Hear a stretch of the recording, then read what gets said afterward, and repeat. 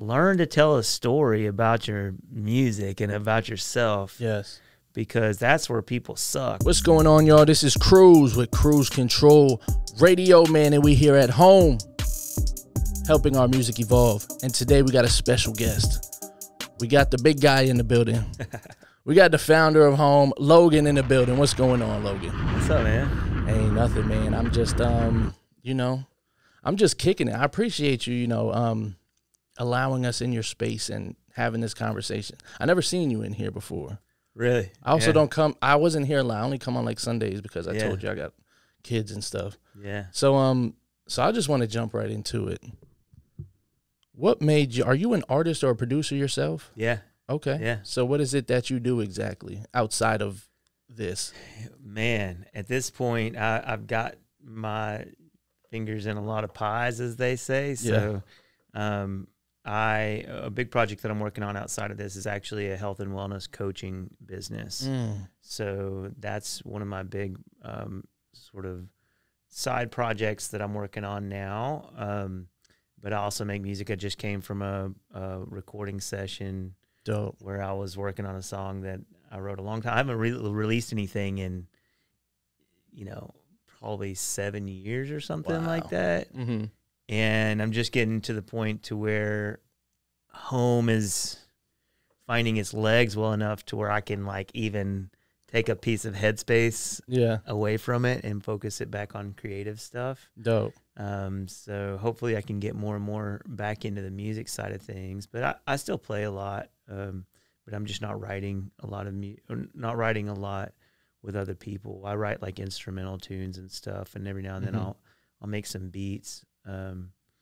But I haven't co-written a song with anybody in quite a long time. Wow. Years. So now that you're saying, so basically now that H.O.M.E is being able to automate itself almost at this time, now you're getting that itch back for the music? Yeah. I don't know if I would say automate it, but so much of it, because nobody's ever done anything quite like what we're doing, it's just very much a completely novel concept. And so much of it was how is this thing supposed to actually work? It's one thing to talk about an idea. It's quite another thing to deal with all the humans and everything that comes that comes along with having hundreds of people just use a space and running all the workshops and stuff that we do. So much of it was about the business model, and then the operations, and then the team building. And then, of course, COVID hit, and so it literally almost completely failed during COVID. And then we rebuilt it back up better, I would say. Thanks a lot to Banks. Shout out to Banks K-Mac the third. Shout out to Banks. Who really helped me operationalize things from the perspective more of an engineer producer. I started the concept thinking of it as a artist songwriter. Yeah. And thinking, man, I need studios, I need all this to get to do my thing. And not having a space where I could just go be creative and be around other creative people and all that. But then whenever you get into what we're doing here, giving somebody a key and giving them access to all the gear, a huge part of it ends up actually being training people and getting people to understand how everything works.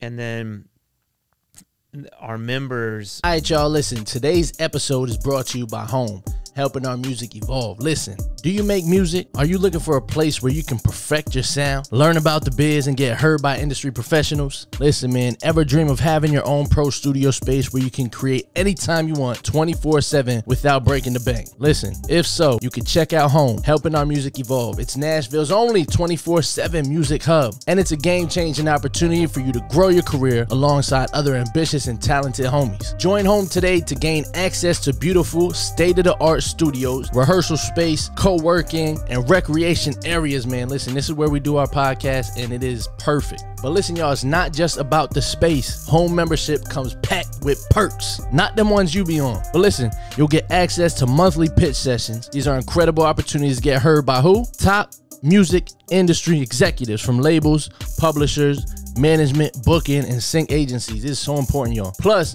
you'll get support and feedback from high-level producers who know exactly how to polish your sound to perfection. And if you're not in Nashville, it's cool. My people out in Allentown, people in Pennsylvania, listen, it's cool. You can still attend pitch and feedback sessions, mentoring meetings, and exclusive workshops through H.O.M.E's online platform. So listen, today, do yourself a favor, y'all. Go to homeformusic.org to learn more about how you can become a member of this vibrant community, man. That's homeformusic.org. Become a homie, and let's take over the industry together. Now back to the episode. Essentially work for the organization as well.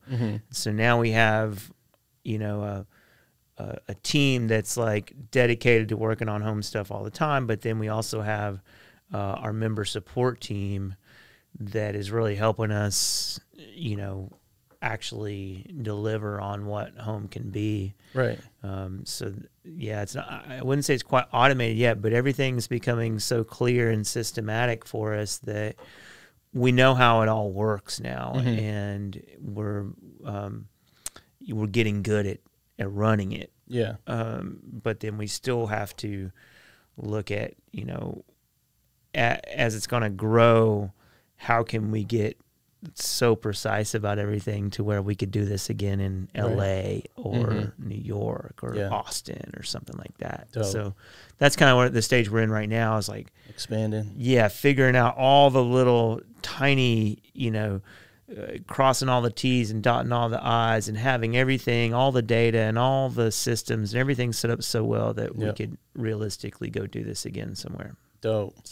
So when you're starting this, when your initial idea came up about this, you said it was more like artist songwriting type of feel. That's the perspective I came from. I wanted to be around producers, but I wasn't like an engineering person. Like I had taken a couple production classes, but I didn't really know, you know, I learned it all as we were going along. So building the studios, I learned about that. And then setting the studio up, a whole other sort of skill set to learn. Right. And then making it work to where everybody can use it, or at least the vast majority of people, if they have some sort of tech background, can come in here and very quickly get acclimated to what we're doing. Right. That was a whole other thing. Then, you know, just kind of goes deeper and deeper and deeper. And what you end up with is we solved a bigger problem for audio people than we did for artists. Yeah. Just accidentally, to be honest with you. I knew it was going to be a big deal for producers to be around artists all the time. Yeah. But I wasn't thinking of it I didn't understand the complexities of recording studios to the level that I do now. And so I didn't really understand how much of it was going to be training based. Yeah. And so it's almost becoming like this kind of trade school model where we're training so many producers and giving them opportunities to get hands-on with different artists and giving them gigs to work with labels and, you know, doing all these, you know, really out-of-the-box things where they can not only use these rooms, which is more like a rehearsal songwriting type room, but they can use the live room where we have a whole different system and can run the lights and the live sound and all that. Amazing experience, by the way. Thanks, man. People love when we had our show here. They were like, we'd never been to a show like this. And it's crazy because a lot of people know about H.O.M.E, but they don't know about that what it space. is. Yeah, it's really it's tricky because again, nobody's done this. So I go, well, what is it? Is it a studio or is it a venue or is it just like a networking event? Like everything, you know. And it's like, well, if you mash all that up together, you know, and that's the idea. So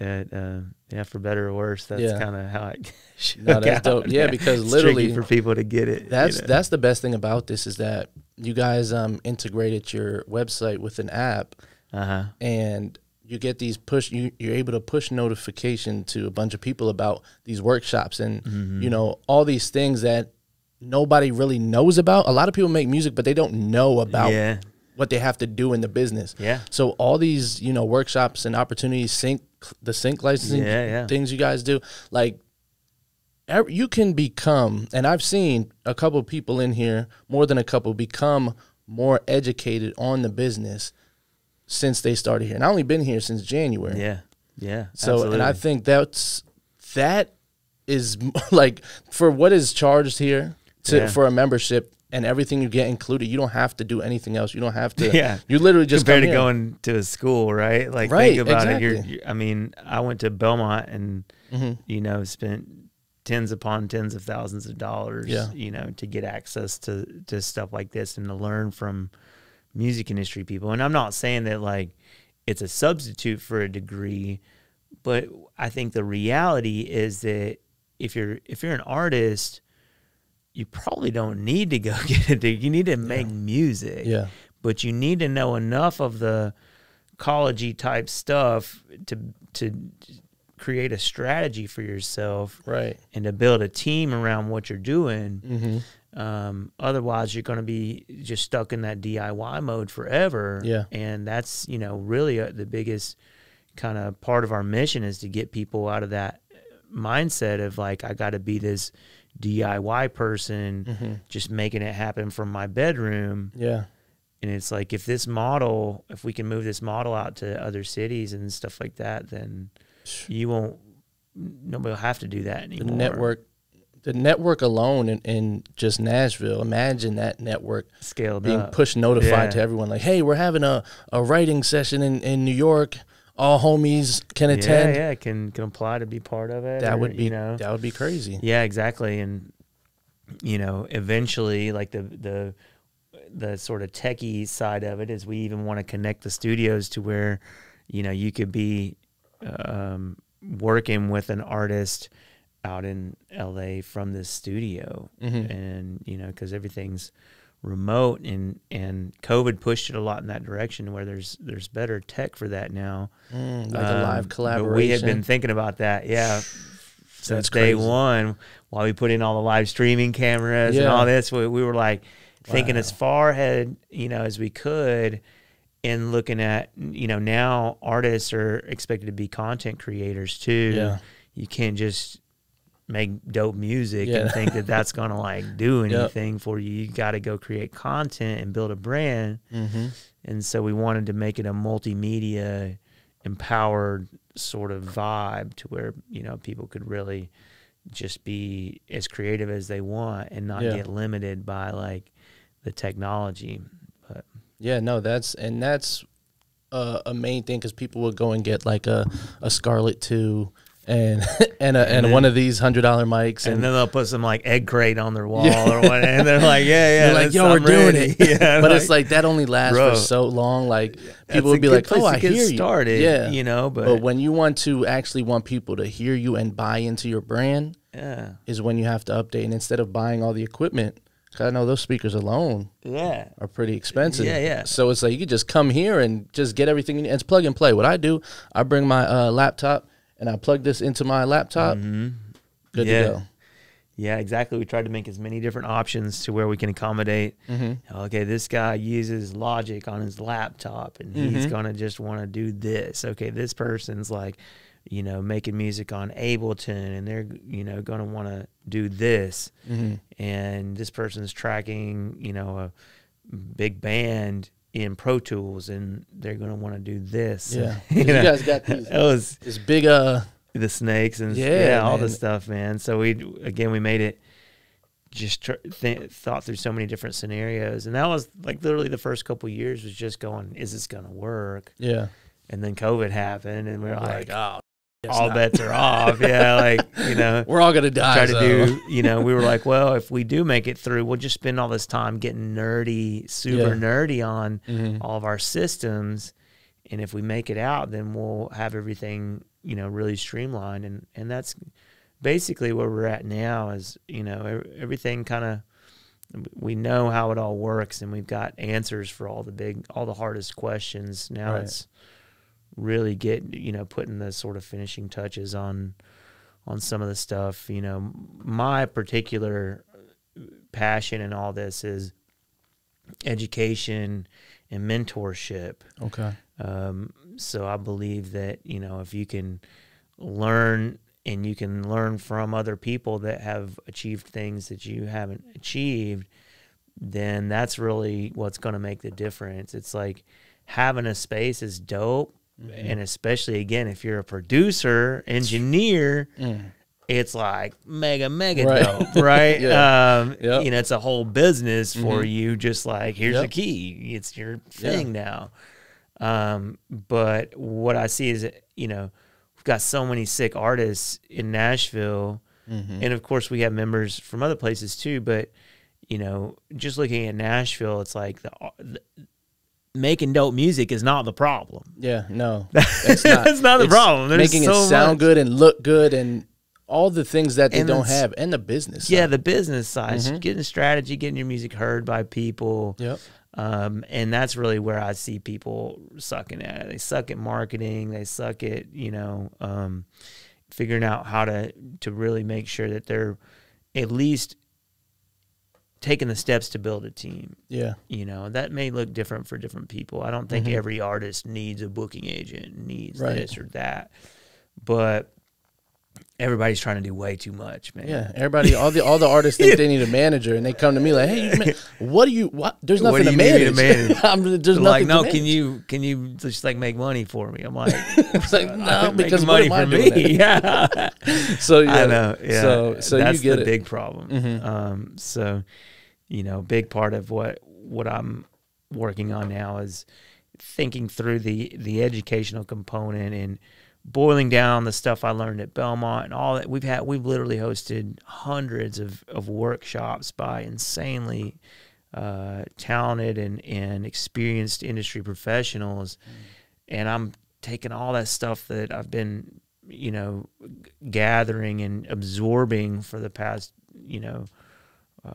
I guess I've been in Nashville for about 9 years now. And boiling it down to where I'm like, what are the most important things that people need to know? And how can we simply, because it's so complicated to think through the music industry. If somebody's just like, oh, I've got dope music, how can I like make it? Yeah. That's such a loaded question. It's very broad. And so I'm just back in the background, just kind of chipping away at what that means and looking at setting up, eventually I want it to have essentially a school component to it where, we're going to call it homeschool. Oh, that's fine. We already used to do some workshops in a series called Homeschool. And then I was like, man, what we really need is like courses because a workshop is great. It's great to be able to get somebody's attention, somebody to come share for 90 minutes or something like that, or a panel. And sometimes those go pretty deep, but we need a systematic way so that if somebody joins, they've got the talent, but they're literally starting at zero with any of the business or the production stuff. Right. That we can just go, okay, start with this course. Okay, go to this course now. Go to that course now. Go to this course. Okay, now you're ready to actually build a business. Right.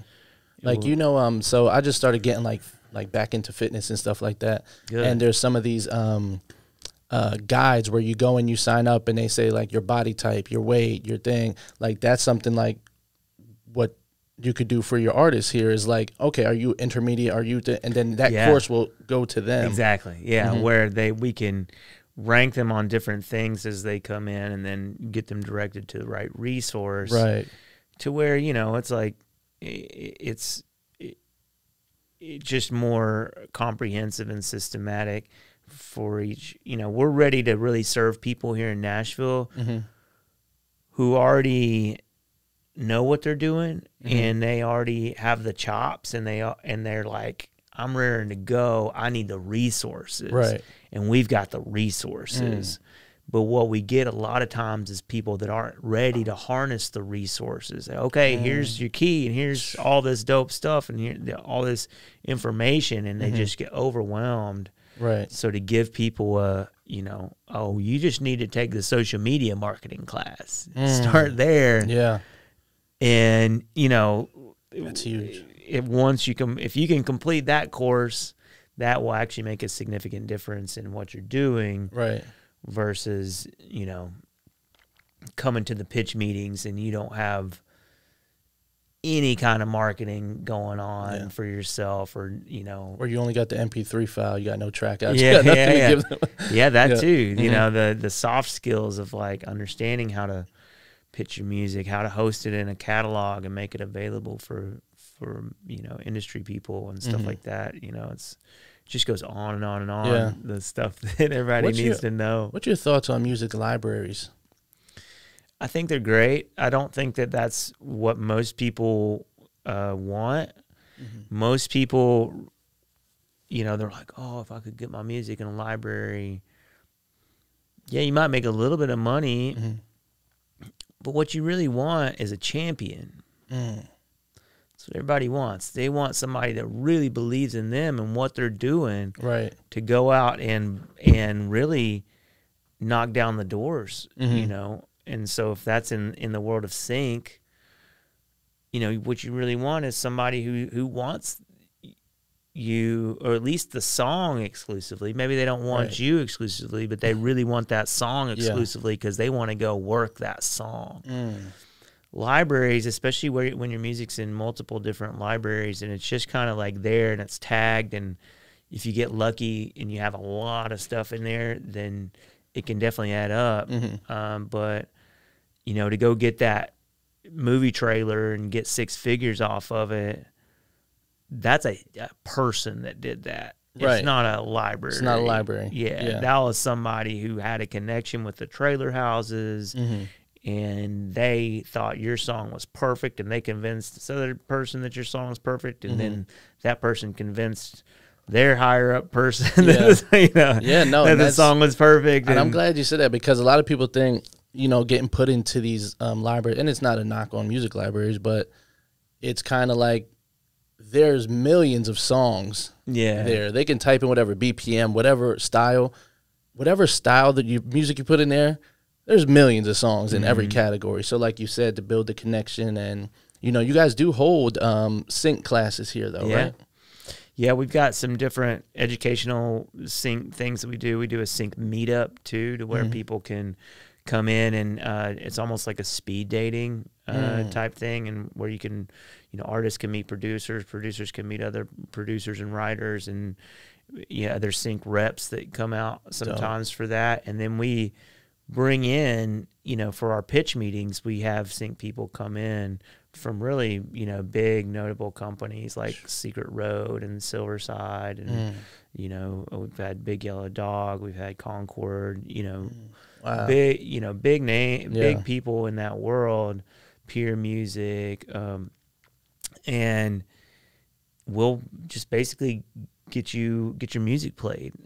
But, you know, while we're recording this podcast, I will say to everybody out there, I hope some of the homies are listening to it, but whoever's listening to it, learn to tell a story about your music and about yourself. Yes.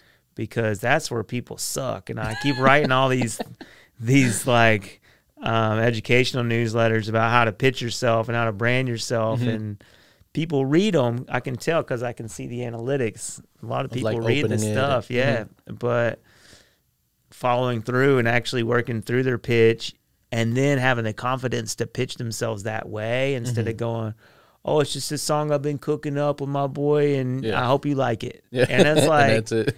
Come on, man. You got an opportunity to stand out to a person that has those connections to get you a 6-figure sync, you know, in a movie trailer or something. And you just tell them that it's just a thing you've been working on with your boy. Some light. You know, it's like, I mean, if you're that good to where the music truly speaks for itself, then good for you.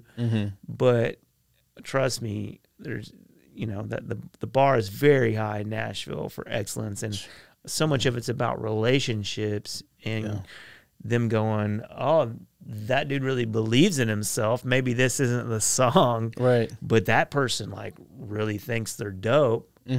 Maybe I'll check out some more stuff from them, or I'll follow them on Instagram or whatever. Because it starts in here, man. If you don't really believe it, nobody else is going to believe it, man. Listen, if you're a producer, a music artist, or an entrepreneur, and you have a service to sell, you gotta use the new platform I'm on, man. Listen, it's called Inadot. You go to inadot.com/cruise, and you can get your membership today. So cheap, only $20 a month. You could build your own website off of it, sell your own merch, do a proud to pay system on there where somebody can pay for whatever they want to pay for on there. Literally, the sky is the limit with this platform, so make sure y'all check it out right now. Inadot.com/cruise. Listen, the link is in the description, in the bio. Make sure y'all tap in, change your life. Oh, and also the biggest part about it is you get sync offers. So if you're an artist and you're looking to get your stuff on Netflix and TV and radio, different type of things, tap in and get your stuff on sync licensing. You get plenty of deals to up to $100,000 per deal. So make sure you tap in, $20 a month, tap the link. Let's go. And people can see it on you. Yeah. Like how you carry yourself. They're like, I don't know if this guy's ready for it. Yeah. You know, like, oh, he's making good music, but he seems super shy. And like, I can't really picture like walking him into a label or something like that. And making you look bad. You know, and for better or worse, that's how these people think. And you don't have to think that way these days. You know, the DIY model is a real thing. It's just a crazy amount of work for anybody to truly DIY, where you're recording yourself, you're mixing your records, mastering yourself, distributing it, doing all your own marketing, doing all your own content. I mean, I'm a really productive dude, and that's an insane workload. Right. Not to mention people have to figure out how to pay the bills in the meantime. And that's the big part. So, you know, we really try to encourage people to think about, you know, things like a team. And it's like, okay, your boy over here that's doing photos and videos, and that's his specialty, you know, he needs to put a little coin in his pocket too. He needs experience working with more artists so he can build up his portfolio. Right. You like each other, give him some money. You know what I'm saying? Yep. I know you think you don't have any money, but this dude probably doesn't have any money either. And that's right. So it's always something that's worse than what you got going on. Yeah. But just knowing that it's your business, you got to invest in it. Yeah. And people don't want to treat it like that. They want to treat it like a hobby. I'm just going to grind out by myself in my bedroom. And, you know, there are rare occasions of that working, but it's very, very rare. Yeah, because you need, especially like when you're falling off, like if you have a team, there's somebody that would say, hey, maybe we should try this. When if you're doing it by yourself, you're so stuck in the way you're doing it that it just consistently not working, and you have no idea how to get out of that. You're hitting the learning curve over and over and over again with every new skill set. And so what you're really saying is that your own time isn't very valuable. If you're not willing to pay somebody else to help you that's already gone through that learning curve, what you're saying is, I'm going to push through and learn it myself. And now I'm guilty of this too. Like I'm one of those people. I'm a jack of all trades, and I'm like a bunch of different instruments. I know enough about music production to be dangerous, and you know, have done video, I've done photos, and you know, learned all these different things. But what you'll see is that the people who achieve greatness in any field, they have a team of people around them helping them. You know, there's only so far you can go without. So it's a bridge you got to cross. Right. I guess is what I'm saying. You might as well get over it sooner than later. You got to take a chance. Start taking feedback from other people. You know, get your, like I said, take some of your money that you're spending, you know, going out or whatever on weed and alcohol. Yeah, and put it in your guy's pocket that's doing video work, or somebody that will help you with your social media marketing or something like that, because that's what I see over and over again is, you know, those things are just, people are falling down on those things so hard. And, you know, they get stuck in just this little cycle of spending all their time and their energy and their money on their music and not building the rest of the business components that have to be there to make your music successful. Right. So yeah, no, and that's really what it is taking that chance with, you know, people. Because I had Virtues over there. Like, I met him doing a podcast at someone else's event, and like a year later he hits me up like, hey man, I'm trying to get into that space and all that. And I'm like, I could have been like, nah, we're good. But I'm like, let me see. I do need help. Yeah. So let me see. And it turns out to be a great thing. Yeah. So you have to take those chances, because a lot of people just feel like, oh, this is my thing. Like, I don't want anybody to mess up my thing. But I say you got to take that chance, because you never know. Thinking. Right. Yeah. Exactly. And that's a lot of that in Nashville, I feel like, because a lot of people come here or are born here and they want to be that person that excites the world from Nashville. Yeah. But when they're doing that's why I came. Where are you from? Arkansas. That's so random. Yeah. What happens in Arkansas? Nothing. Football.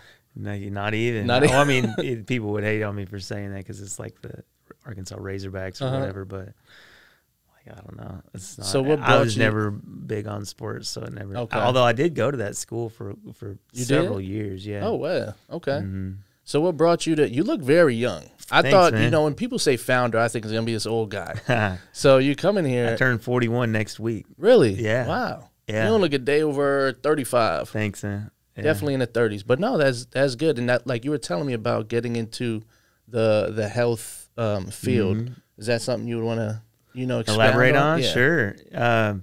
So my fiance was diagnosed with an incurable autoimmune disease. And the whole journey started because of that. Okay. And I've got a background in like personal development and mindset, and that's how I've been able to achieve the things that I've been able to achieve. And I believe that most of your sickness, most of your challenges in life in general start up here, actually. And so I was like, look, here's what they told her.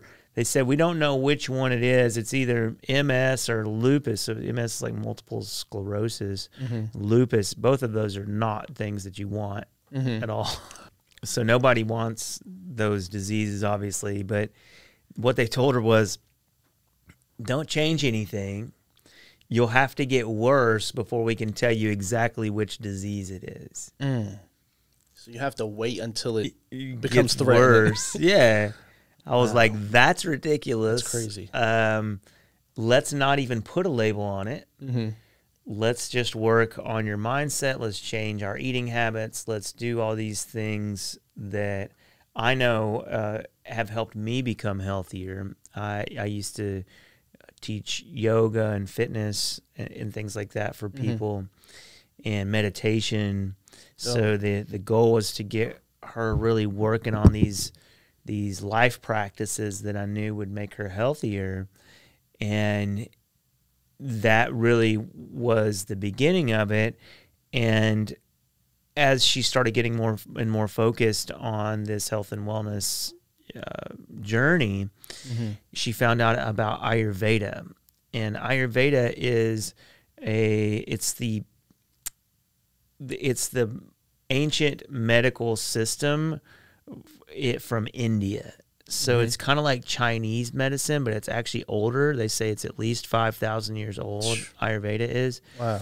And there's over 1 billion people in the world that use some different kinds of Ayurvedic treatments and remedies and things like that. But it's from ancient India, and it's still around, and it's their go-to system for treating people's health over there. And she found out about that. And she actually went and started a master's program in Ayurveda. Wow. And so I started becoming her guinea pig on all these different treatments. And I was blown away by how much better it made my skin and my complexion. Wow. And it started making me look younger. It will help you with stress. It'll help you with your digestion. Right. All these different things that... And it's completely different than the traditional, like, holistic health world of the U.S., where so much of it's about what's good for me is also good for you. So if I said, okay, vegetarian diet's best, that's assuming that we're the same, right? Which is the problem. So in Ayurveda, it all starts with coming up with your unique constitution, which is a picture of like who you are, what your body type is, your age, you know, everything about you. It's like a 150 question questionnaire that we use to get started with a client. Wow. And then we can look at the specific things that you have going on. In Ayurveda, they call them imbalances, things that people would consider diseases, right? Skin problems, digestive problems, whatever it is. It could be headaches. Literally, it's like a holistic picture of you and what you would need to bring yourself back into balance, right? Holistically. And so it starts with your diet, but there's a lot of other like self-care routines and things like that we use. Wow. And when you say we, this is something that's already like being built and like you. Yeah, it's called Nashville Ayurveda. Okay. And it's already up, NashvilleAyurveda.com. Wow. We're redoing the website right now. If you guys hear this in the future, it'll all be done, you know. But if you hear it soon, you know, bear with us because we've got a lot of really cool stuff coming. We have another educational newsletter similar to the one that I do for H.O.M.E. Okay. But this is for health and wellness. It's called Ayurveda Life Design. You can find that at ayurvedalifedesign.com. And that's all up, and we publish at least a couple of times a month on that one. It's a little bit more complicated to write those out, and you know, it's definitely takes longer than my music one. For sure. So we're working on that. But our main thing is, you know, health coaching. But then we're gonna have a course.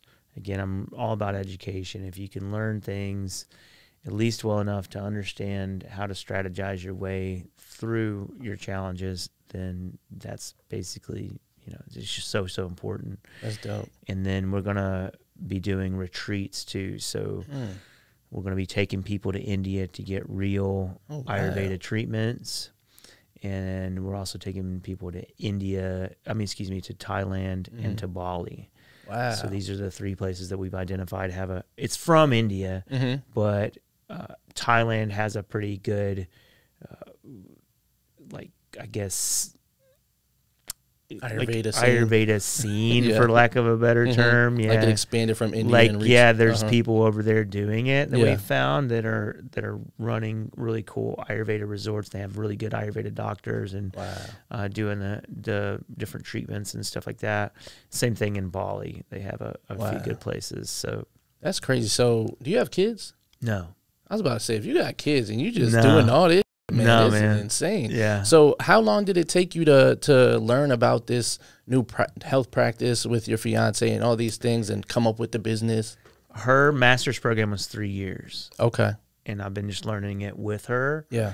And my side of it is more the mindset and the coaching and the implementation. Her side of it's more of the health and going through the questionnaire with you and identifying, coming up with a custom diet plan for you, and all these all the other sort of nuances. There's herbs and things that that you can choose to use that have been these herbs have been used in India for thousands of years and things like that. So how is she now that she's been doing this? She's in great health. Wow. Yeah.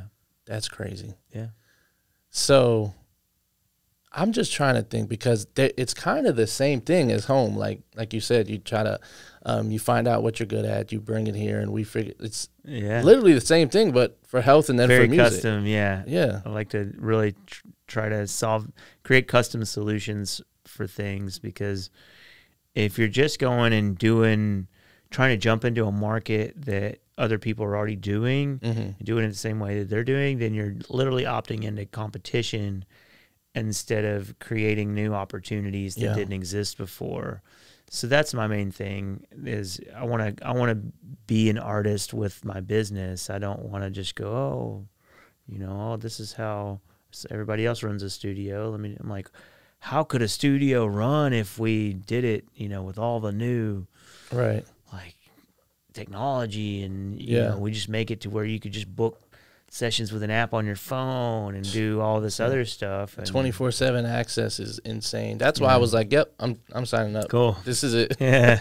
Because you never know, like with podcasts and everyone's schedules. And it's crazy because this is like for producers, artists. But when I came, my one homie had a rehearsal here. And then like 6 months to something later, I see it again on an ad. An ad came up on my Instagram, and I seen it. That's I'm me like, running that. That's you.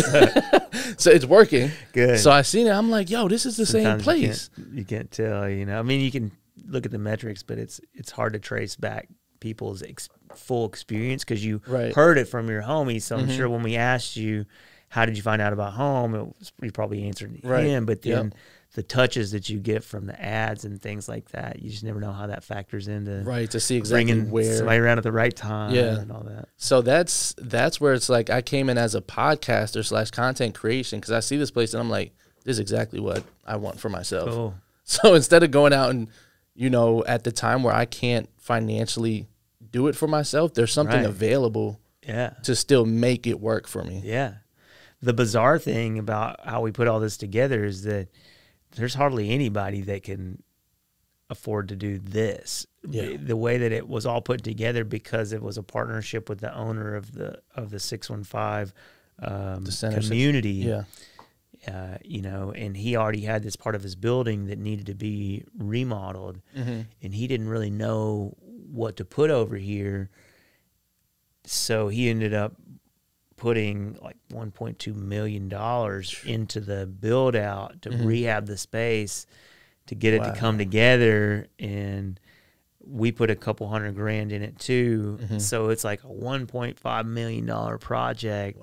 And we're giving out keys for less than $100 a month, literally, you know. And it's like, that's a bizarre thing to think about. Like, how is that actually working? But it's working. It's very promising. That's good. So how did you meet the guy or girl from Center 615, or how did that all happen? That's a funny story. I was originally, it was very strange how it happened, because originally I was looking over here on the 700 block. All these buildings that are over here across the street, they have lower level spaces, and a buddy of mine had this like underground venue over there, and he wanted to build on studios and stuff to it, and it had an upstairs, which ended up becoming the UPS before the tornado, and then the tornado took that whole building out over there. So I would have been in that building actually. And the guy who owned that building originally was going along with it. He knew about the concept. It seemed like he liked it. We were trying to get a lease in place. I had already gone and borrowed a bunch of money and everything, and then it all fell through. He just was like, no, I don't want to do this. I want to find something that's more established. And that was after you got the loan and everything? Devastated, man. I was so devastated. But then again, with the mindset, I had done so much mindset work that in the back of my mind, this voice was like, there's something better out there. Just get up, go look. Like get off the couch. Don't sit there and feel sorry for yourself. Go have faith and believe that this is meant to be. I really with the whole concept. Just a sort of side tangent, real quick. You know, when it came to me, it felt like the biggest moment of inspiration that I've ever had. And as an artist, you know about kind of like channeling inspiration, channeling songs and melodies and stuff like that. But this hit me like, you know, just this ton of bricks that came down on me whenever I had the idea. It was like, whoa, that could be amazing. And so I had this sense of like there being this bigger purpose behind it, is what I'm saying. And I like to believe that, whether or not, you know, you're a spiritual person or believe in these sorts of things, good. But for the listener, maybe you're not. I would say like living as if certain things are true causes you to behave in certain ways. And so because I believed that there was a bigger purpose and that the right person was out there, I got up and I happened to come over here to Center 615. I didn't fully understand what was here. And this part of the building wasn't on the tour at all. And so I was walking through the space with just one of the front desk people who was showing me some of the offices. Right. And I was getting ready to leave, and I was like, hey, can you take me to that very first one that you showed me again? Over there, kind of tucked in the corner of the building. It had an extra suite attached to it. I thought maybe I could at least start with like a songwriting room. Yeah. And just start with that and build it up over time. Let me see, if I could make the economics work on that. And she took me over there, and what happened when she took me over there, the owner of the building was in there working, like spackling something on the wall. Oh, wow. Strangely enough, I guess the maintenance person was like on vacation. Yeah. Like so just this guy shouldn't be in here like with a tool belt on spackling Right. the wall. He owns this building's 50,000 square feet and smack dab in East Nashville. It's like, it's worth a lot of money. And he's here doing the groundwork. Yeah, he's here literally just like working on the wall. And he turns around, he's like, introduces himself. He's like, hey, I'm the owner. Wow. What are you working on? And I was like, man, it's probably not going to work here. He's like, just tell me, what are you imagining? What's the big picture?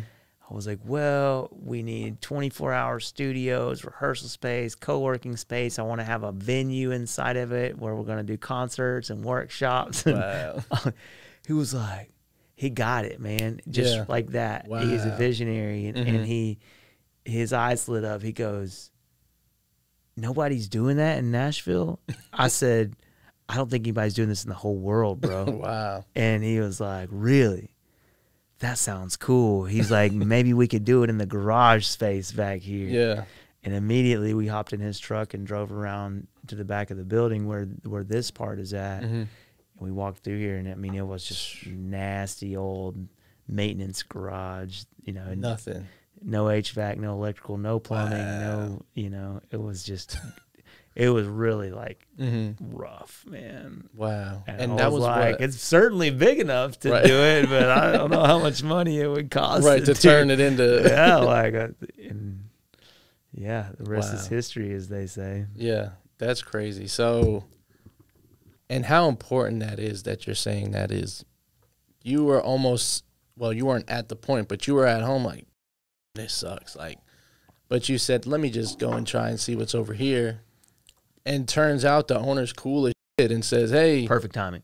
Yeah. Why is he down there spackling the wall? Why is he so excited? I'm getting goosebumps because this is crazy. It is crazy, man.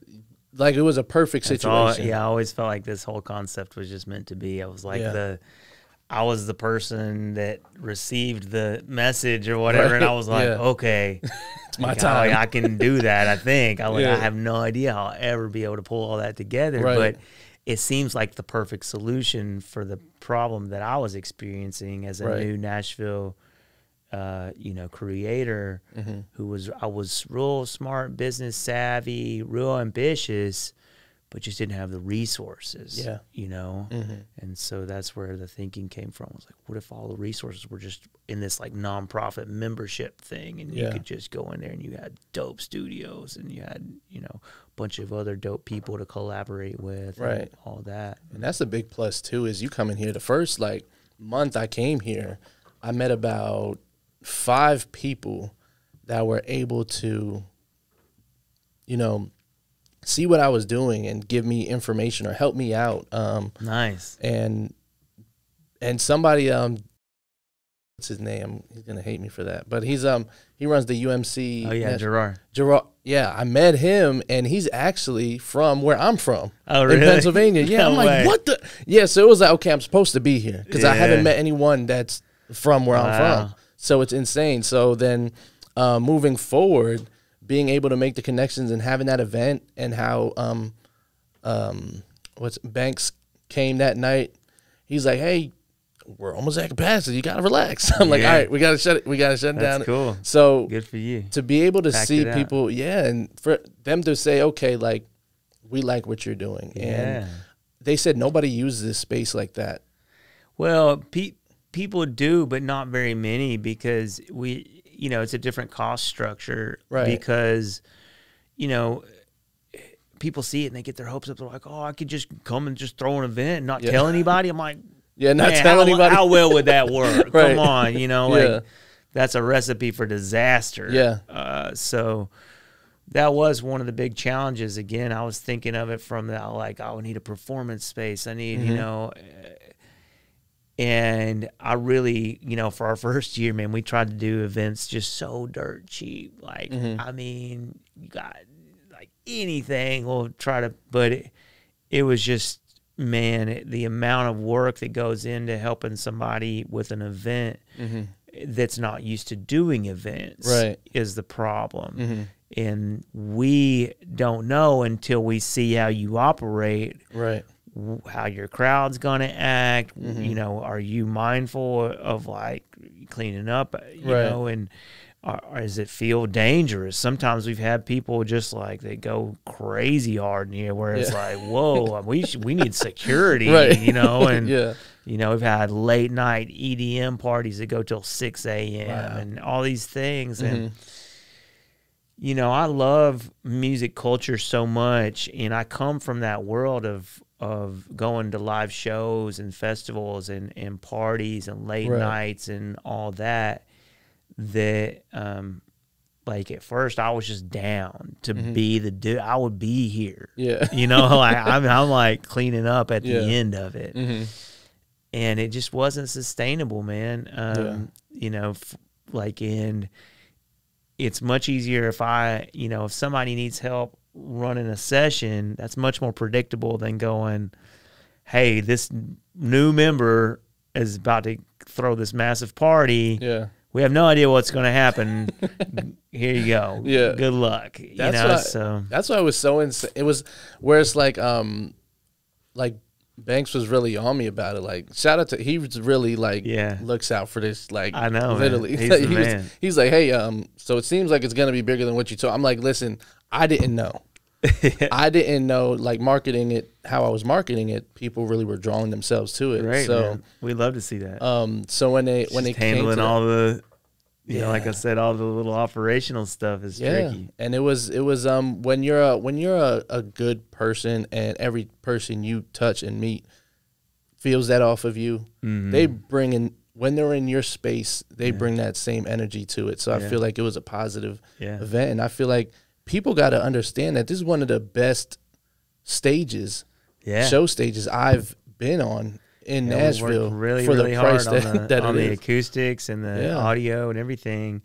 I wanted to make it a place where I would, want to come create, and to where, we're in a serious music town. This isn't, people aren't playing out here like, production companies got, storage facilities with millions of dollars worth of gear and stuff in them. And, to be able to say that, okay, I know how a lot of that works, and I know how you're in the game at that point. You're not on the sidelines anymore as just some indie, person that doesn't have a real vision of like what it takes to put a big show on, and what we're not like the biggest showroom by any means, but we're a great way for people to really get their feet wet and go, okay, now I know what it's like to promote and get 300 people here. And if you can do that, and you understand the big picture of what all it takes to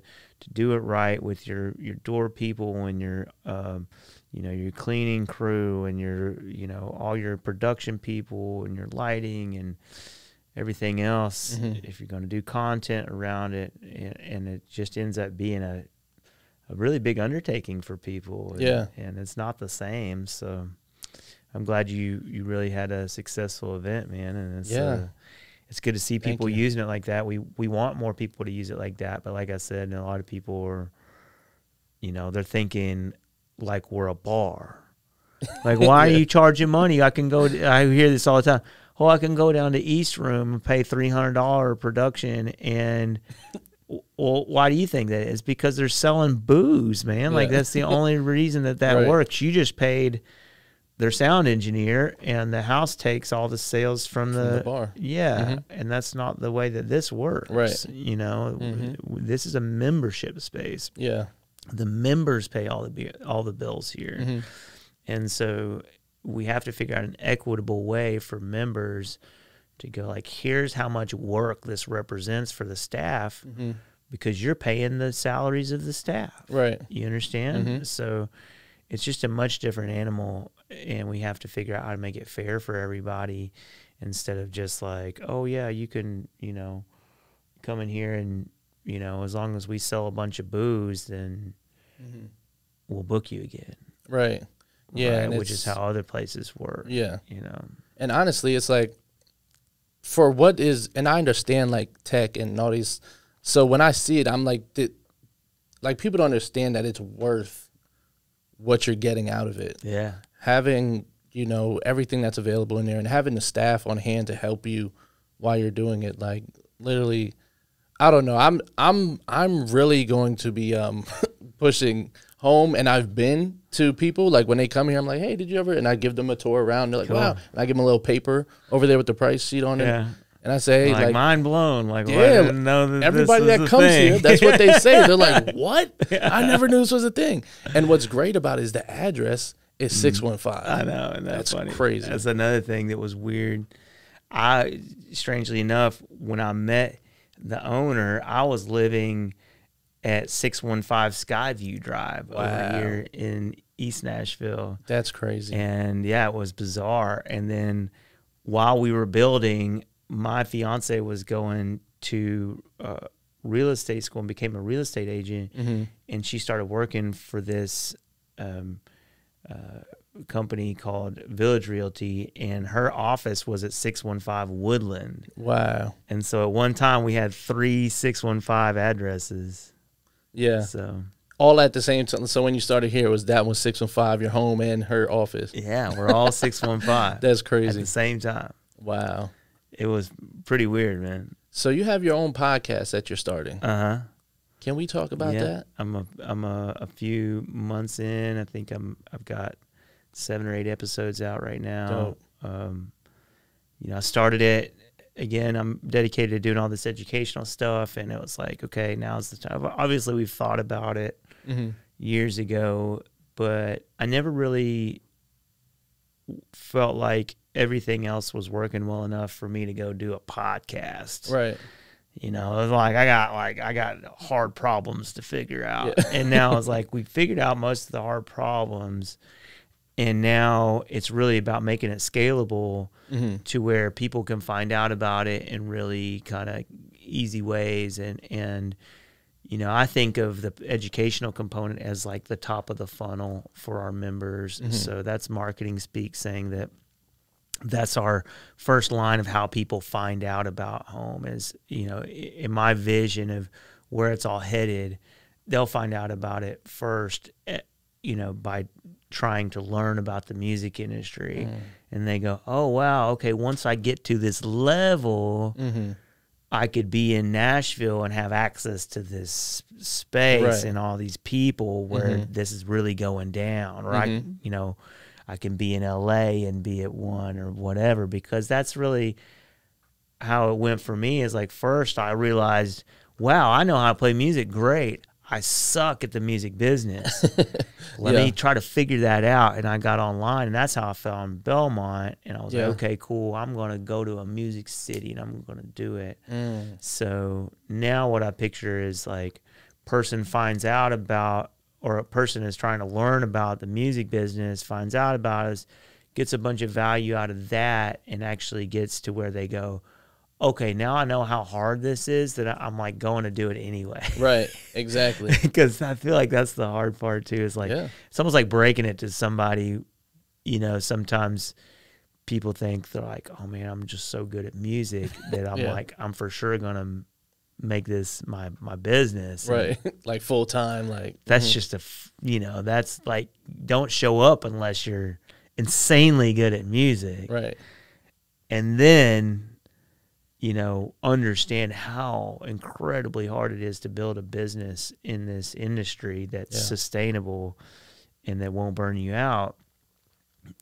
And then if you still want to do it, come sign up for an actual membership here, because you're going to need all these resources and you're going to need some guidance and some extra things. But, you know, like I said, we get a lot of people that join that are like, you know, I don't know what to do. And I'm like, well, you're going to need to learn from being around people right now, because we don't have all the courses yet. And we're looking, you know, if you hear this and you're a course creator or an educator, you know, then definitely reach out to me, because I'm not necessarily trying to create all these things myself. I want to build a network of educators where we can be, you know, people that are dope at digital marketing can teach that. People that are dope at production can teach that. People that are, you know, dope at content creation or whatever can teach that. And then I can basically try to make it as streamlined as possible for people to put all the pieces together, because it is it's a very, very big thing to take on. Home is like your mind. Like you're a jack of all trades. You can come here and whatever you know how to do, you personally, you can do it in here. Yeah, totally. So yeah, that's my drum set over there. Really? You know, those are some of my guitars. This is, you know, yeah. So a lot of this gear is from my personal studio that I ripped down whenever I was building H.O.M.E. You know, so that's dope. Yeah. So now that you have everything, you know, set up to where it's at right now in H.O.M.E, like you said, you're looking to expand into LA and different places. What is something, you know, that has become the most fulfilling thing while you were building H.O.M.E and, you know, with your team and everything? The most fulfilling for me is the mentorship stuff, you know, to see the light bulb go off in somebody's mind when they go, oh, wow, that actually sounds like a good plan. I think I can go execute on that. Right. And unfortunately, half the people don't. You know, they're stuck in their, you know, mode or whatever, and they're not quite ready to break out of it, and that's fine. You know, that's normal for people. You know, it's like you're literally having to push yourself outside of your comfort zone, and you know, you're gonna have to email somebody that's real important, or you're gonna have to, you know, like get like all these different things. You're gonna have to think of a way to pitch yourself, like I was saying, where, you know, you stand out from other people, and you know, but that probably is the most fulfilling thing for me. I mean, obviously it's very fulfilling to see it all come together, and to hear about the connection, all the stuff that goes on without us doing anything, because it's a community. Right. So much of the value, like you said, you've already met 5 other people or whatever that have helped you in different ways. That's really what it's all about. But, you know, we don't have eyes on every single thing that happens. So we have to wait for people to, we're always trying to dig testimonials out from people. And it's like, they don't, like, oh, you want me to go on camera and say, you know, like, yes, that's what we want you to do. That's exactly what you want. You know, because it's, you know, it's about the big vision in the long run. It's still, you know, we just turned 6 years old, and that seems like a long time, but it's very young still. For a brand new type of organization with no real blueprint for what we're doing, you know, it is, like you said, still pretty young, and so we really do need people out there talking about it. So it's basically like 3 years old. Yeah, basically, And people, the problem is a lot of times people want to talk about it and they don't know how to talk about it. Right. Because they go, okay, well, what is it? It's an experience. You have to come and feel it. You just got to come home, and feel right? it. Yeah. It's home. That's the whole point. But so we had to I coined the term music industry support hub, because that's what I envision the model itself being called as a support hub. So you could have a support hub for tech people. You could have a support hub for, you know, film and TV people. You could have a support hub for music people. Yeah. And it's essentially like taking ideas from a co-working model and a business incubation model and, you know, the actual technical things that people need. So they call them maker spaces. Have you heard of this? Where, you know, people that make, you you know, that, so there's one here in Nashville called Make Nashville, and they have like a welding rig in there, and they have a CNC machine where you can, you know, do complex wood carving, and they have a 3D printer in there. All these things that you don't want to buy on your own. You could, like, you don't have anywhere to store it, and you know, like, and so you pay a membership, and you go and you use all the stuff. Wow. And so this is a model. It's called Make Nashville. Sounds very interesting. Yeah, for artistic, crafty type, you know, construction type people who are doing real custom things. It's amazing. Yeah. And you can go over there and see a lot of the stuff that their members are making. Yeah. It's pretty cool. So the idea like is coming to the collective consciousness. The idea that it makes more sense to share all this stuff than it does for you to buy it, and him to buy it, and me to buy it. And we all, that's why Nashville is, everybody buys everything and puts it in their basement. Yeah. And it's like, because it felt good at the time. It's not being used, right? Or over half the time. Yeah. You know, I built a studio in my basement, and we didn't, you know, I had partnered with another dude. He brought in a bunch of gear. I paid for the acoustic treatment, and we did all this stuff, and, you know, sunk thousands and thousands and thousands of dollars into it. And then hardly used it, man. Yep. Because life gets in the way. Yeah, because most of what you're doing, realistically, again, is like, it's business stuff. Yeah. Eventually, you can be, if you're really the guy that's like, I'm going to have an SSL, and I'm going to be just recording, you know, Grammy Award-winning artists all day, awesome. Right. That's a thing. Like, that is a destination for a very select few people where they're just making records all day. Right. But most of us that are really leveraging home are essentially entrepreneurs. Right. Right? You would consider yourself an entrepreneur. So in my mind, home is a place for entrepreneurs, but most music people don't know that they're entrepreneurs. They don't know that they have to be. They don't know that they have to be. So again, it comes down to like, okay, how do we describe it? So I was like, it's a hub. It's a hub of activity, a hub of learning. Yeah. It's a hub of creativity. It's a hub for studios, and hopefully that, you know, that catchphrase or whatever will make it out into people's consciousness, so that whenever you go, hey, do you know this music hub over here? And somebody goes, oh yeah, I understand what that means. Whereas right now, what is a music hub? What? Yeah. And then you can kind of like break it down further into its components or whatever. But no, it is tricky to explain it to people, and it's a miracle that we've grown mostly by word of mouth, you know, to the and that's the best way. People don't know how effective that still is. Yeah. Like ads, yes, definitely run ads and all that stuff, but word of mouth is very much more powerful because they're getting a live testimony. Yeah. Like saying like, yo, you heard that song I just did? I recorded it here. Yeah. Or you seen that video I just shot? I seen that event I just did? Yeah. All here. Yeah. So I think what you got going on here and the whole team, like, this is an amazing thing for artists or creatives alike, because I did a photo shoot here. I do photos here. I use the space for everything. Stuff, yeah. So whatever you need, you can come here and use it. Yeah. And so literally, it's the best thing that I've invested in for my career. So I think a lot of people should definitely jump. And I'm not just saying this but that's really how. And Virtues knows, he's been seeing what's been happening since we've been here. So cool. It's definitely on the up. So. Yo, so it's Swayze the Kid, 1/4 of Cruise Control Radio. I need y'all to do me a huge favor. Go to youtube.com/Cruise Control Radio. That's CRUZ Control Radio. I need you guys to hit that subscribe button. And if you want to do me an extra favor, extra credit, go ahead and turn on the notifications so that way you'll get alerts to our newest interviews, the latest content, and some exclusive material. And also, if you can like, subscribe, comment, hate, do anything, just don't be a creep. Do me a huge favor on that one. So once again, that's youtube.com/Cruise Control Radio. That's CRUZ Control Radio. And let's hit that subscribes and notification. Stay.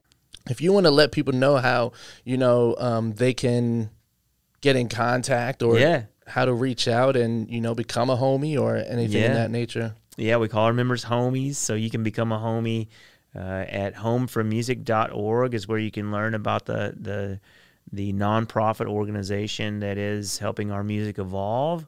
And then my educational newsletter is at H.O.M.E.news. So H.O.M.E stands for Helping Our Music Industry Evolve. So that's the name of my podcast. Okay. Yeah. Okay. So it's the H.O.M.E podcast. That's fire. So you can find that at HOME.show. And because word of mouth is, so important, that's why I like to have these short, quick little ways that people can share it. And they go, I can remember that, HOME.show. Right. I can remember HOME.news. Right. And hopefully you can remember homefrommusic.org, or you can just even type in Google like H.O.M.E Nashville, and it should be the first thing to pop up too. Yeah. For consumers now, it's like we got to make it the most easiest thing. They hate getting off of an app to go to something else. Yeah. And that's where I'm like trying to figure out that space. Like, the consumer is very picky now. Yeah. Yeah. Everybody expects tech to work and to be fast. And then it's like, that's definitely one of our big challenges is streamlining all the tech. It can get really bloated really fast with all the stuff that we want to have. People, like I said, we want to have courses. We're having online events. We want everybody that, we have this online membership too, to where even if you're not here, you can get access to these pitch meetings, and you can get mentorship and things like that, get networking connections. And that's been a monster of a thing to figure out and make it to where people just don't get frustrated and go, oh, it's garbage, or I'm going to go do something else and not use this. Because a lot of people don't know why they're doing what they're doing. Yeah. And that's the main thing that I'd say we have to figure out is, why are you feeling like you need this service? Why are you feeling like you need this? And I feel like that's self-awareness is something that people need to understand. Absolutely. You don't know what you don't know. Exactly. Yeah, and that's one of the big challenges. It's like people go, oh, I know how to make awesome music. Okay, cool. Step one, check. And then that's it. Out of 1,000. Yeah, and now you have 1,000 more things to do to actually turn that into a profitable business. Yeah. And that's really what we're here doing is helping people do that. And, that's what my newsletter is about too. Like I said, I publish that every Wednesday. It's free to join. You can go to H.O.M.E.news and jump on that.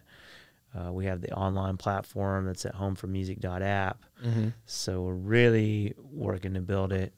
Like I said, make it as easy as possible for people to find out and steadily just work their way through.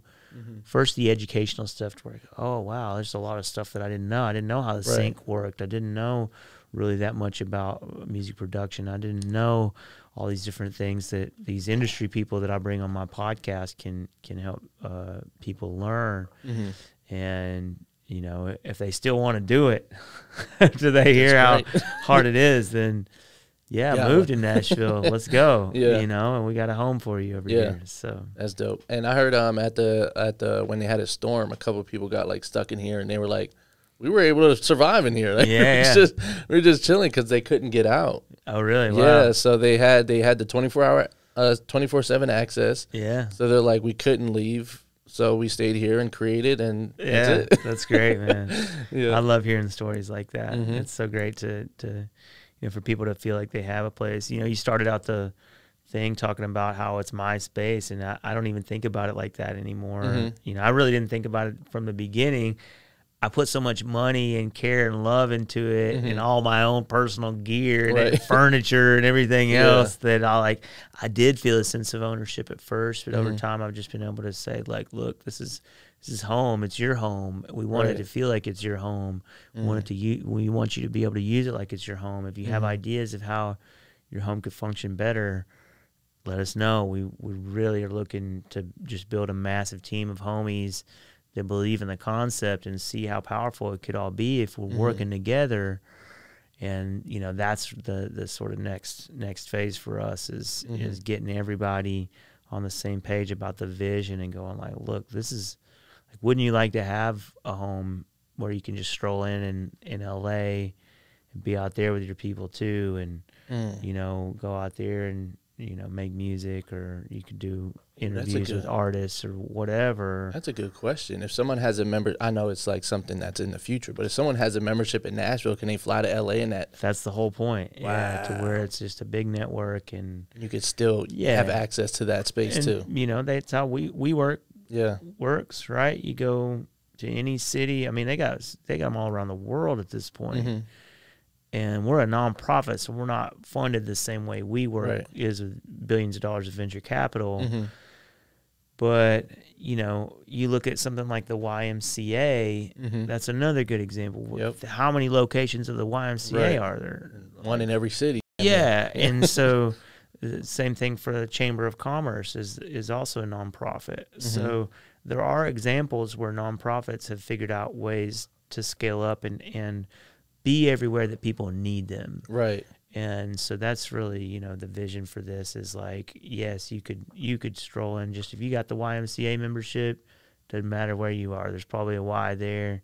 You can go in, work out, meet people, mm-hmm. pick up a ball game, whatever. Yeah. That's a perfect example, because it's the same thing. Yeah. You got classes, you got trainers, you got all those kinds of things. And it's generally a positive influence type place. Mm-hmm. We're really all about that. We want people to be positive, to be oriented towards bettering themselves, towards making money, towards being a business. Mm-hmm. And, that type of thinking just attracts more and more of those type of people to mm-hmm. it.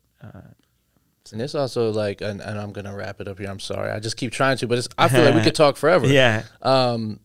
This also is a place where it helps people's like mental health. I was speaking with somebody, and he's like, outside of this, like, I don't have nothing to do. Like, so I'm here most of the time. And I'm like, that's crazy. And he didn't say like there was something like he's depressed or anything, but it sounded like this is his coping space. Yeah. So mm-hmm. it's more than just like, it's a home. Like you come here for your space where it makes you comfortable, it makes you relax. You cope with anything you're dealing with. You could come here and forget about it. Yeah, you got people that are, like I said, going to be positive. They're going to, try to show you a way forward if you feel stuck. Mm-hmm.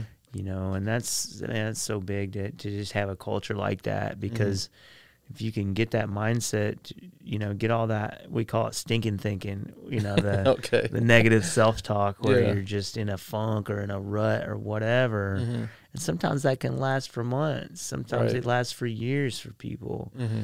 And to be around an environment that is positive and is about growth and helping each other, it's mega powerful for people. Yeah. No, that's dope, man. I do appreciate your time. This was shout out to you being our longest podcast episode. Thanks, man. Because, a lot of people, we get like up and coming artists, they really have nothing really to talk about. But it's like, I feel like we need a part two. Like it's a lot to be talked about. And I think what you're doing is great. Thanks, man.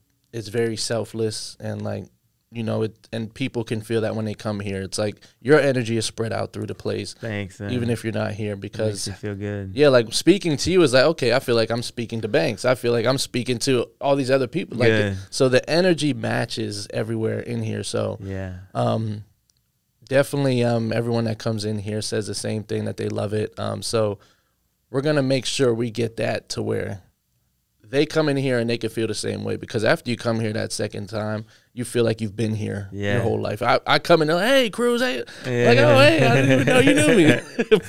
but it's so it's a dope space, and again, I love the health way, the health journey you and your fiance are on with building that. You're in a position, God put you in this position to help people at a mass amount, and I feel like you're taking that and you're fulfilling your purpose. Yeah, man. So that's what it's about. I do appreciate that, man. That's what it's about. So make sure y'all tune in. Home for music, helping our music evolve. What is it? Home for producers on the Instagram. So it says Home for Music and then Home for Producers. What's the difference? Gotcha.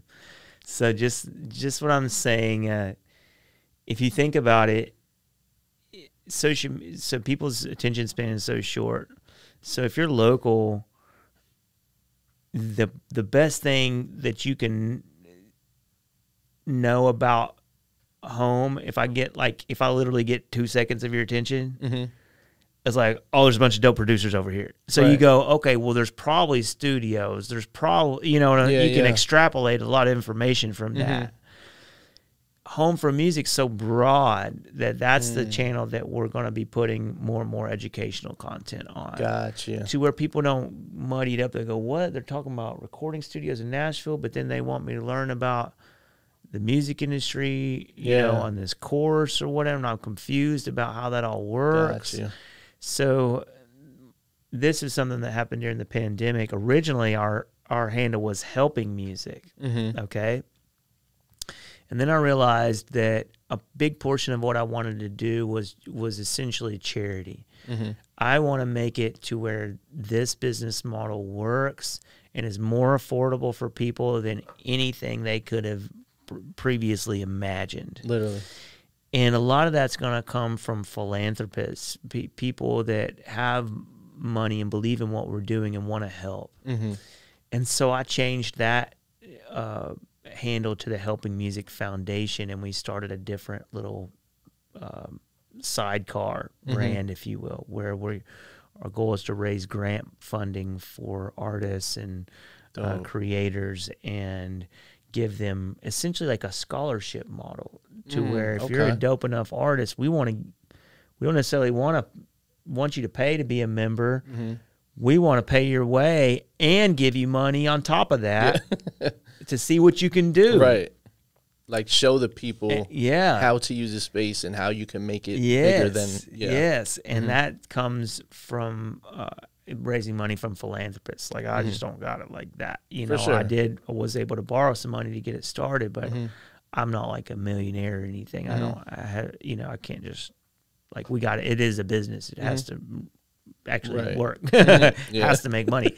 But with a foundation, the way it works is we raise money from outside parties, grants, people, like I said, that just believe in what we're doing, who may be music lovers who don't necessarily make music.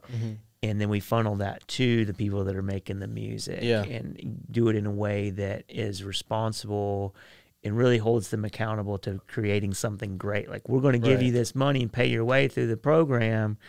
You got to make something awesome, and you got to focus on all these different things. So that was really the way that the vision skewed during the pandemic. And we realized also during the pandemic, the only people that were coming in the space were the producers at that point, because we couldn't have any of our networking events. We were doing all of our workshops online at that point. Nobody was rehearsing, right? Because nobody was touring. So literally the only people that were coming in were to come in and record or mix. And so I was like, oh, I solved a bigger problem for producers than I did for artists. Like like it was, even during the pandemic, it was something super important for the producers. Like the people that got used to having a dope space, they couldn't just go back to being in their bedroom. But the artists, because they don't necessarily need all the gear. It's nice. They want to be in a nice space. But if you have to, you can do it from your bedroom. Whereas the producers who've really outgrown their bedroom setup or their basement setup, and they really like having a commercial space where they feel that level of professionalism, it's mega important. And so I was like, okay, cool. What I'm going to do is split this off to where the umbrella brand for music industry entrepreneurship and growth and education, networking, the sort of platform brand is Home for Music. The brand for this facility and what's going on in Nashville is Home for Producers. And then the brand for the philanthropists who want to sponsor musicians, basically, is Helping Music. And which really complicates things from the marketing perspective, but it also simplifies things from the user perspective, where it focuses on one narrow piece of it. Because if we're going, look at these dope studios and stuff, who do you think that matters more to, producers or artists? Producers. Bingo. So it's Home for Producers, right? But whenever I talk about getting you in front of, dope industry professionals and helping you learn the biz and helping you get feedback from dope producers and all that. Who's that one? That's the music industry. Yeah, that's the big umbrella type thing where we're tying it all together as a community, not necessarily just as a space. Yeah. So. Well, there y'all have it, man. Logan, the founder of Helping Our Music Evolve. Y'all can come out 615 Main Street. Listen, the best thing you can do for yourself is get in here and get the tour. Yeah. You can hear whatever you want about it, but until you feel it and you get in here, take my money. That's what that's what I told Breeze here. I said, listen, take my money. Where do I sign up? It's all going to a good cause. Yeah. You know, we as a nonprofit, it all stays in the system, and you know, it basically enables everybody to have good gear, to have space, to have the support that they need, and as it grows, it'll just keep getting better and better. That's the cool thing about it. You know, it's not like a for-profit where the owner can just decide to keep more of the money. Right. It's, you know, the costs are somewhat more fixed, and the more money the organization makes, the better it gets for everyone. Then you got multiple studios, you got better gear, you got better lights, you got, you know, more support, and that's really where it should get interesting if you know, once you see this start to grow, you know, Lord willing, it keeps growing. So. No, it will. It will keep growing just like the blue pill. Listen, make sure y'all tune in every episode. Logan got his podcast. What is it called again? Helping Our Music Industry Evolve. You can just look for the H.O.M.E podcast or go straight to HOME.show. Yes. Subscribe. So make sure y'all subscribe, tap in, a lot of knowledge. This was an interesting conversation for me because I feel like I'm on that same mindset with you. So I feel like I just wanted to keep digging your brain a little bit because it's like, okay, please, I love what you're doing here. So make sure y'all tap into the next episode, Cruise Control Radio, here with the Logan, the founder, Logan of Helping Our Music Evolve. And it's crazy. I didn't get to get real funny on here because I really liked the conversation. So I was just like letting it roll. But make sure y'all tap in. Let's go.